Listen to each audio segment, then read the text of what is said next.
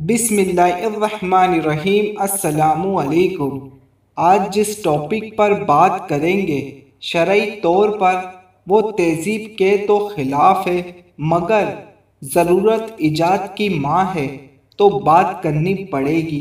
प्यारे दोस्तों, इंसान इंटरनेट की स्पीड से भी ज़्यादा तेज़ चल रहा है, मगर फिर भी शऊर और अक्ल में बहुत पीछे है। एक दौर वो भी था जब ख़वातीन अपनी ज़रूरत का सामान घर के बच्चों से मंगवा लेती थी, मगर अब ऐसा नहीं है। इंटरनेट और मोबाइल ने बच्चों को भी बड़ा कर दिया और जो बड़े थे वो शऊर और अक्ल में पीछे रह गए।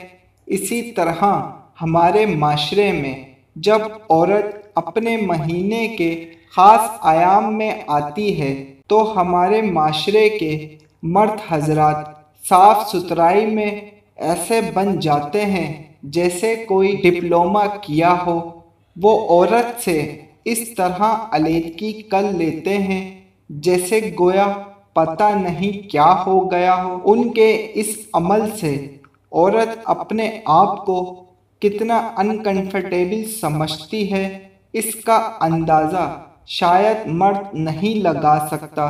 कुछ हजरात तो खाना पीना और सोना भी अलग कर लेते हैं, तो क्या ये सब करना गैर मुनासिब नहीं है? ये तो अल्लाह ताला का बनाया हुआ एक निज़ाम है औरत के लिए। कायनात में अल्लाह के रसूल से ज़्यादा साफ सुथरी और पाक ज़ात तो किसी की नहीं। हज़रत आयशा रज़ी अल्लाह ताला अन्हा फरमाती हैं, मैं नबी करीम सल्लल्लाहु अलैहि वसल्लम के साथ एक चादर में लेटी हुई थी। इतने में मुझे हैज़ आ गया, इसलिए मैं आहिस्ता से बाहर निकल आई और अपने हैज़ के कपड़े पहन लिए। नबी करीम सल्लल्लाहु अलैहि वसल्लम ने पूछा, क्या तुम्हें हैज़ आ गया है? मैंने अर्ज़ किया, हाँ। फिर मुझे आप सल्लल्लाहु अलैहि वसल्लम ने बुलाया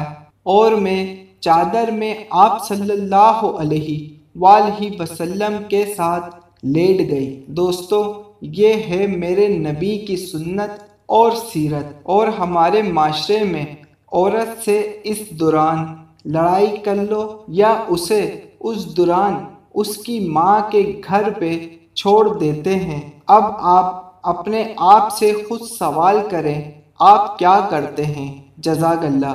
दोस्तों, अगर से आप भी हदीस मुबारक सुनने और समझने का ज़ौक़ और शौक़ रखते हैं तो चैनल को सब्सक्राइब कर लें ताकि मज़ीद ऐसी हदीस पाक आपको मिलती रहें। अल्लाह हाफ़िज़।